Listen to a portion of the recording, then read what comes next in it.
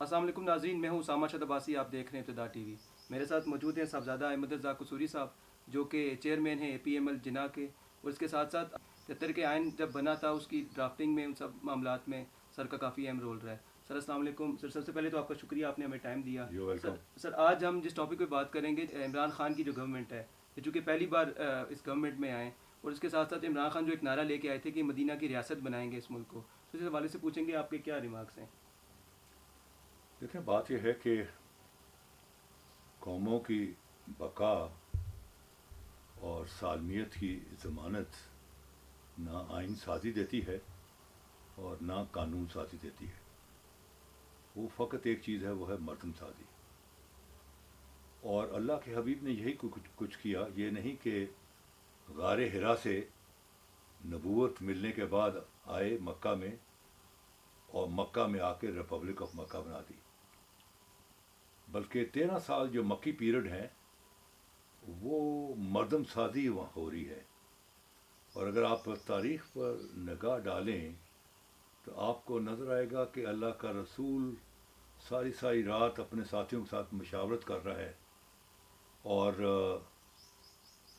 وہاں فیصلے ہو رہے ہیں کہ یار اس گلی میں سعد بن وقبی وقاص رہتا ہے تو کافر، لیکن یار اس کے کفر میں بھی ایک آن بان ہے، اس پر کام کرو. اگر یہ ہمارے ساتھ مل جائے تو ہمارا انقلاب 2 ہاتھ آگے جاتے ہیں. اس گلی میں عمرو بن عاص رہتا ہے تو کافر لیکن بڑا جرنیل صفت آدمی ہے، اس پر تھوڑا سا کام کرو تاکہ ہمارا انقلاب اور آگے آ جائے. اور پھر آپ نے دعا کی پبلکلی دونوں عمروں کے لیے، کیونکہ اپنا ابو جہل کا نام بھی عمر تھا اور حضرت ابو اپنا عمر خطاب کا تو خیر نام ہی عمر تھا. دونوں عمروں کے لیے دعا کی کہ یا باری تعالیٰ مجھے ان 2 عمروں میں سے ایک عمر عطا کر دے.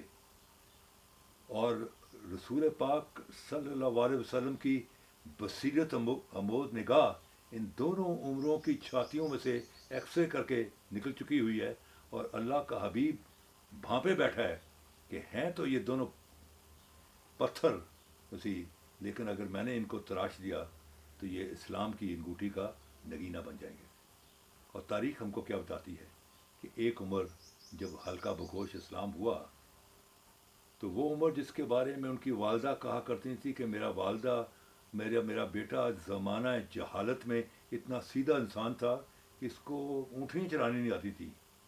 وہ شخص جس کو اونٹنیاں چلانی نہیں آتی تھی، جب وہ رسول کے رنگ میں رنگا گیا، جب وہ رسول کے ٹیوٹوریل گروپ سے پاس ہو گیا، جب وہ رسول کے اپنا مدرسے سے فارغ التحصیل ہو گیا، تو وہ عمر جس کو اونٹیاں چلانی نہیں آتی تھی اس نے کیسر و کسرا کو چرا کے رکھ دیا. تو چیز یہ ہے کہ یہ جو مرد اپنا جو ہے آئین سازی اور قانون سازی، اس کے تحت آپ ادارے، یہ اداروں کی اپنی کوئی شخصیت نہیں ہوتی، نہ ان کی اپنی کوئی اہمیت ہوتی ہے، نہ ان کی اپنی کوئی پہچان ہوتی ہے. ان کی پہچان کون بنتے ہیں؟ ادارے چلانے والے. اسی اگر ادارے چلانے والے مضبوط ہیں تو ادارے مضبوط ہیں، اگر ادارے چلانے والے کمزور ہیں تو ادارے کمزور ہیں، اگر ادارے چلانے والے جو ہیں ڈس آنسٹ ہیں تو ادارے ڈس آنسٹ ہیں، اگر ادارے چلانے والے آنسٹ ہیں اسی امین ہیں تو ادارے جو ہیں وہ آنسٹ ہیں. تو اس لیے میں عام طور پر کہا کرتا ہوں کہ اداروں کی کوئی حیثیت نہیں، اصلی حیثیت ہے ادارے چلانے والوں کی. اور اس کے لیے ضرورت کیا ہے؟ مردم سازی کی. اگر اللہ کا حبیب کائنات کا سب سے سپیریئر انسان کہ اللہ نے کہا کہ میں کائنات ہی نہ دیتا بناتا اگر میں نے رسول پاک صلی اللہ علیہ وسلم کو وجود کو قائم نہ کرنا ہوتا، تو ایک such a powerful man of the universe اگر وہ محرون منت ہے اپنے ساتھیوں کے، جب تک وہ ساتھیوں کو جوڑ نہیں لیتا، جب تک وہ مردم سازی نہیں کر لیتا، تو وہ اپنا جو نظام کو نہیں کھولتا. وہ نظام آ کے مدینہ میں کھولتا ہے جب وہ مردم سازی کر لیتا ہے. صحیح تو سر، اب چیز یہ ہے کہ یہاں آپ نے مردم سازی تو کی نہیں ہے. اسی کیا اس جو ہے اپنا ریاست مدینہ کو زلفی بخاری چلائے گا؟ اسی اس کو وہ سوات والا کیا نام ہے لڑکا اسی اسی آدم سواتی، ہاں نہیں دوسرا جو جن کا وہ وزیر مراد سعید، مراد سعید، کیا وہ چلائے گا اسی؟ کیا شیخ رشید چلائے گا؟ اس کے لیے تو صاحب کردار لوگ ہونے چاہیے، صاحب عظمت، صاحب وقار اسی۔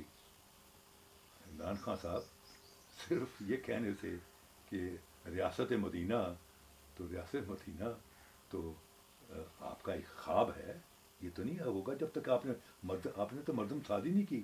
اگر اللہ کا حبیب اتنا پاورفل آدمی ہے، وہ اپنا نظام نہیں کھول پاتا، آ کے مدینہ میں کھولتا ہے، جب تک بندے نہیں جوڑ لیتا، تو آپ کا نظام کیسے کھلے گا؟ آپ کا ان یہ جن کے میں نے نام لیا ہے، یہ آپ کا نظام اسی ریاست مدینہ چلائیں گے؟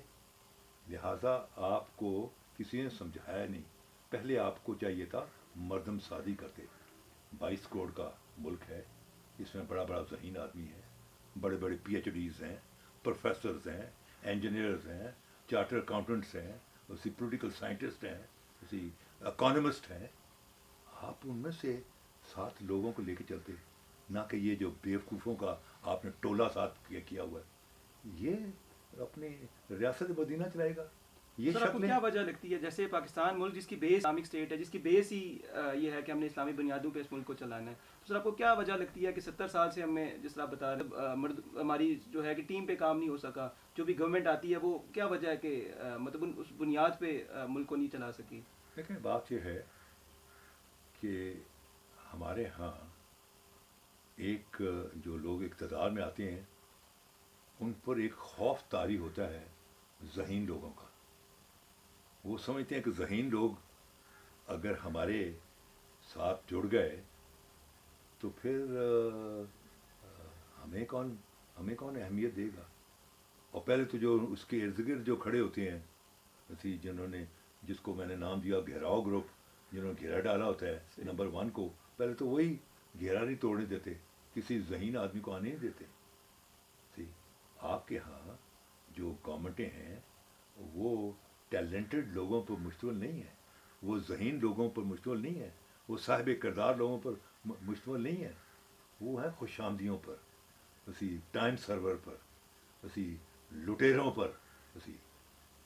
تو اگر وہ لٹیرے اور یہ آئیں گے تو آپ جتنا مرضی لپ سروس کرتے رہیں اسلام کی، تو کیا اسلام آئے گا اسی؟ میں نے تو بتایا نا کہ پہلے اللہ کے رسول نے مردم سازی کی، آپ کے تو 70 سال میں مردم سازی کی ہی نہیں، کیونکہ آپ you are scared of talented people اسی۔ ہوتا کیا ہے، مثال طور پر میں پاور میں آ گیا اور میں تو خود ایک بڑا درمیانہ سا آدمی ہوں، ایک معمولی سا آدمی ہوں، تو میں سمجھتا ہوں کہ میں نے بڑے بڑے آدمی ساتھ جوڑے تو میں تو کلپس ہو جاؤں گا، تو میں اپنے بونے پکڑوں گا، چن کے بونے لے کے آؤں گا، پگمیز۔ میرے پگمیز جو ہیں وہ اپنے پگمیز چنیں گے، ان کے پگمیز آگے پگمیز چنیں گے۔ سو یہ ایک لمبی لائن ہے پاکستان کو جو 70 سال سے چلا رہی ہے پگمیز کی، اسی لیے یہ ہنستا بستا پاکستان ابھی تک اپنے پیروں پر نہیں کھڑا ہوا۔ Pakistan by no stretch of imagination is a poor country, it's a very very viable country. دیکھیں اس کی جو اسٹرینتھ دیکھیے پاکستان کی، اس میں 35 جو ہیں گلیشیئرز ہیں، گلیشیئر جو ہیں وہ اللہ تعالیٰ کی پانی کی ٹینکیاں ہیں، ان پانی کی ٹینکیوں سے ہمارے سارے 5-6 دریا چلتے ہیں جو ہمارے پنجاب اور سندھ کے ایسی ریگستانوں کو سیراب کرتے ہیں، اور وہاں لیل ہاتھی فصلیں کھڑی ہوتی ہیں۔